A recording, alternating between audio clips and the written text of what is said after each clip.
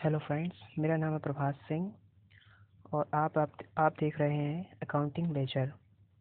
दोस्तों, जब हम इंटरव्यू के लिए जाते हैं अकाउंटेंट की पोस्ट के लिए, तब हमसे कुछ क्वेश्चंस पूछे जाते हैं और जिनके जवाब देना बेहद आवश्यक होता है। तो आज मैं आपको ऐसे 10 क्वेश्चन बताने वाला हूं जो एक इंटरव्यू में पूछे ही जाते हैं अकाउंटेंट की पोस्ट के लिए। चलिए शुरू करते हैं। पहला सवाल है, define what is balance sheet.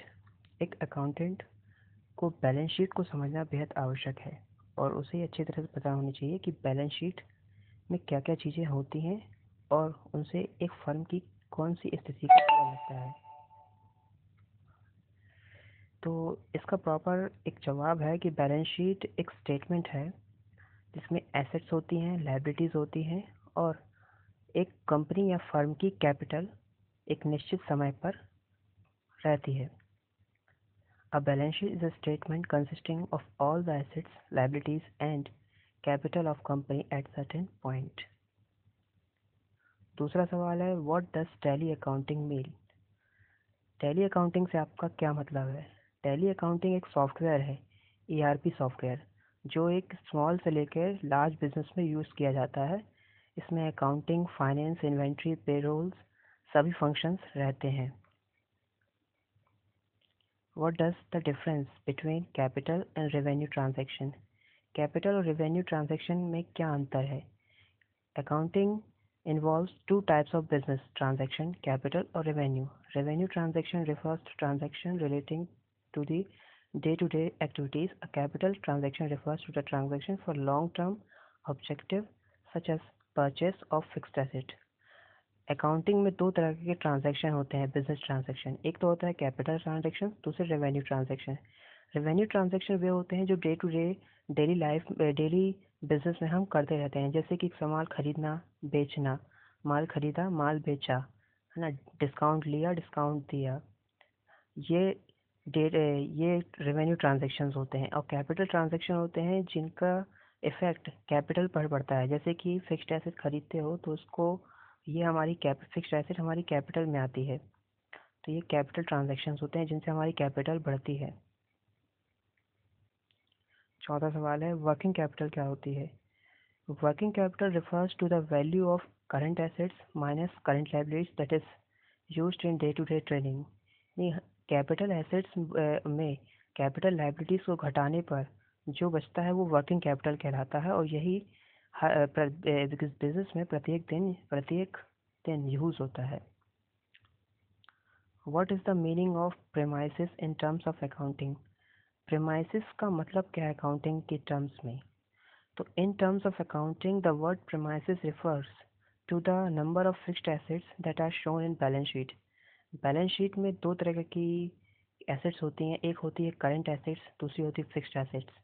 जो फिक्स्ड एसेट में जो फिक्स्ड एसेट में जो दिखती है हमारी एसेट्स, वो प्रेमाइसिस आती है। जैसे कोई बिल्डिंग हो गई, वो प्रेमाइसिस में हमारी आती है। वैट क्या है? वैट तो अब पेट्रोल और डीजल जैसे उत्पाद पर ही लगता है, ये पुराना हो चुका है, लेकिन आपको पता होना चाहिए। तो वैट एक वैल्यू एडेड टैक्स से बनता है। It is a type of consumption tax placed on a product sales price.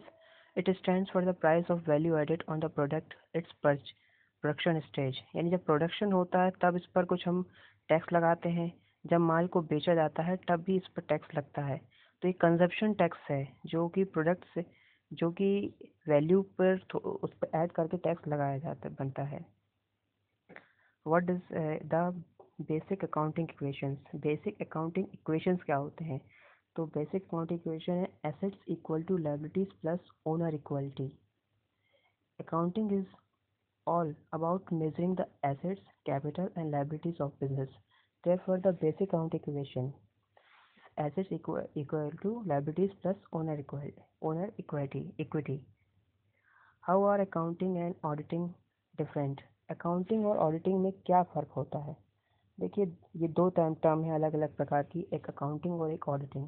Accounting का मतलब होता है कि हमारी जो डेली फाइनेंशियल की एक्टिविटीज़ होती हैं बिजनेस में, उनको रिकॉर्ड करना मतलब उनको यदि आप एक पुस्तक में लिखते हैं तो उसको उसमें कॉपी में लिखना, उसको जो आपके बिजनेस जो आपने खरीदा जो बेचा, यदि आप सॉफ्टवेयर यूज़ करते हैं तो सॉफ्टवेयर में उस बुक को रिकॉर्ड करना, ये अकाउंटिंग कहलाती है।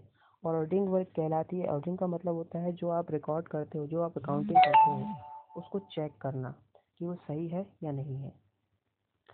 What is retail banking?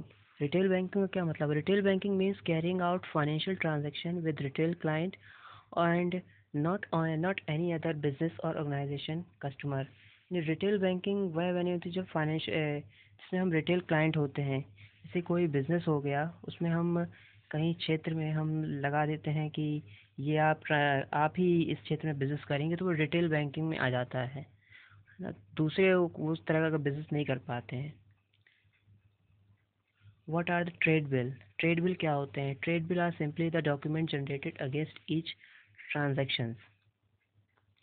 दोस्तों ये रहे 10 सवाल जो कि एक इंटरव्यू में पूछे ही जाते हैं। मैं आगे 10 सवाल और लाऊंगा, उन्हें भी आप ज़रूर देखना। Thank you.